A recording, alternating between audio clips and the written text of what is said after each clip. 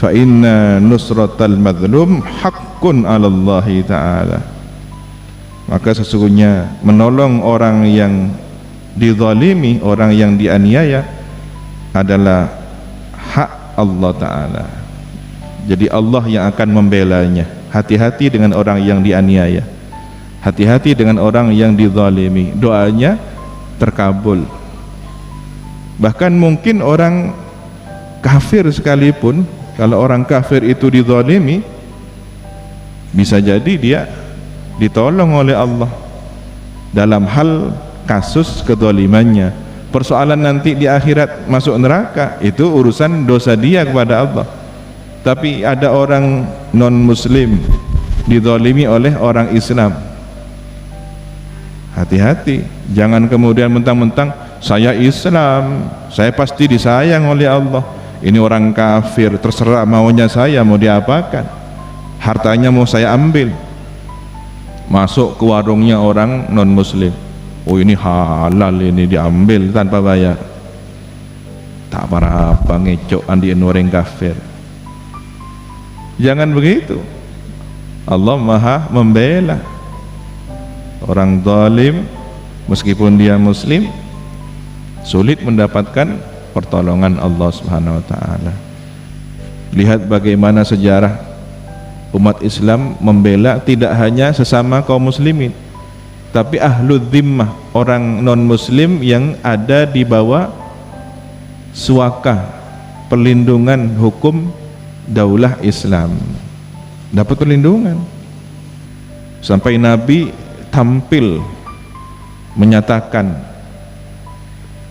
man adza dhimmiyan, siapa yang menyakiti kaum kafir dhimmi, kaum kafir non muslim yang di bawah perlindungan hukum Islam, mengikuti aturan syariat Nabi Muhammad, faqad adani, maka sungguh dia menyakitiku. Langsung terhubung dengan Nabi. Zalim pada orang non muslim yang dhimmi dalam perlindungan Islam, menyakiti Nabi. Jangan semena-mena kemudian ada orang non muslim tidak bersalah, tidak mengganggu, lalu kita anggap halal darahnya, kan gitu. Urusan besar itu dengan Kanjeng Nabi. Kalau sudah menyakiti baginda Nabi, ya menyakiti Allah Subhanahu wa Ta'ala. Wa yaqulur Rabb, dan berfirman Allah Subhanahu wa Ta'ala, wa izzati wa jalali, demi kemuliaanku dan keagunganku, la ansurannaka, sungguh aku akan membelamu, walau ba'dahin, meskipun kelak kemudian hari. Ini artinya apa? Boleh jadi tidak ditunjukkan pembelaan Allah di dunia, tapi akan ada pembalasan di akhirat kepada orang-orang yang zalim. Berarti Allah membela orang yang teraniaya dengan cara menyiksa orang-orang yang zalim di akhirat. Cek nang matenang orang si zalim, tak apa-apa, tak kira balas ban pangira. Setia dengan itunya dia balas pakai dengan akhirat. Kapi bitong. Wadh-dhalimu fil haqiqati muta'addin ala nafsihi. Orang yang aniaya, orang yang zalim pada hakikatnya muta'addin ala nafsihi, menganiaya dirinya sendiri. Jadi orang yang zalim kepada orang lain, ya sebenarnya dia menganiaya diri sendiri. Mukul orang sama sebenarnya dia mukul diri sendiri. Dari mana? Kan orang lain yang dirugikan, kan orang lain yang sakit, dia tidak sakit. Iya, orang yang zalim buta mata hatinya, dia tidak bisa melihat hakikat ini. Dan andaikan menjadi bercahaya hatinya binuril huda, dengan cahaya petunjuk, lama aqdama ala dzulmil ghair, pasti tidak akan berani aqdama ala dzulmil ghair, tidak akan berani menganiaya orang lain.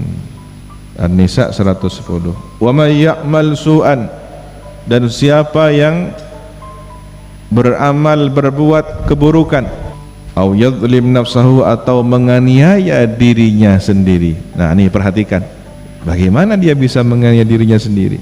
Jadi orang yang di dunia ini berbuat zalim, dia sedang mempersiapkan siksaan untuk dirinya sendiri.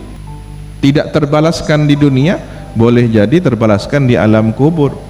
Tidak terbalaskan di alam kubur, pasti akan terbalaskan di akhirat, di neraka nanti. Maka orang yang tidak terbalaskan kesalahannya, dosanya di dunia, jangan merasa aman.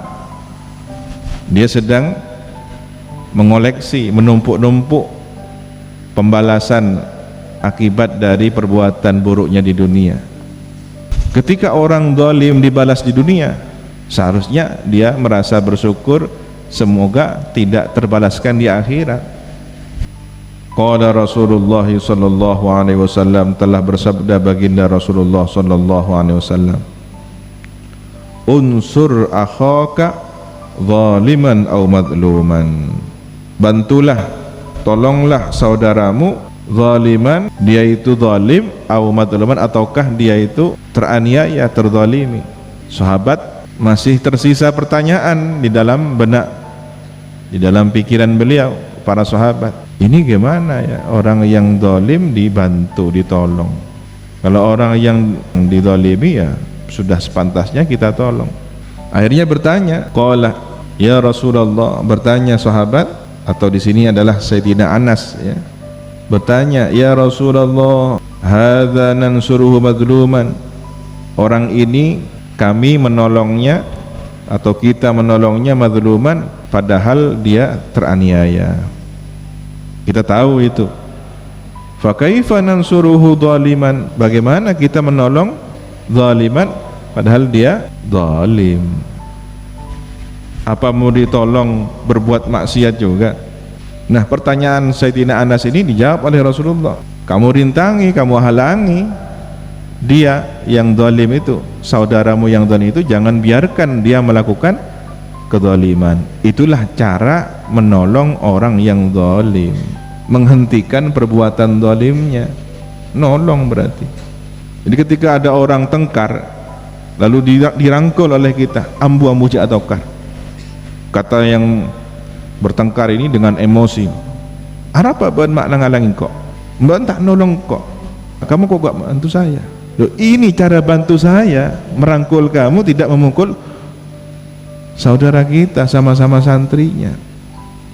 Itulah cara menolongnya, mencegah dia tidak berbuat kezaliman. Dan menolong orang yang terzalimi adalah haknya dia. Orang yang dizalimi itu punya hak untuk ditolong. Ya, kaum muslimin yang lain wajib membantunya, ya dengan catatan mampu membantunya. Maka ada ungkapan la syukra ala wajib. Kalau kita bantu teman kita, ada teman kita sedang kesusahan, lalu kita bantu, teman kita yang dibantu ini merasa berterima kasih, jazakumullah khairan. Apa jawabannya? La syukra ala wajib. Tidak perlu berterima kasih untuk perkara yang wajib. Saya wajib bantu kamu. Bahkan hal tersebut, membantu orang yang teraniaya itu adalah menegakkan kewajiban atas mereka. Itu berarti mereka melaksanakan kewajibannya.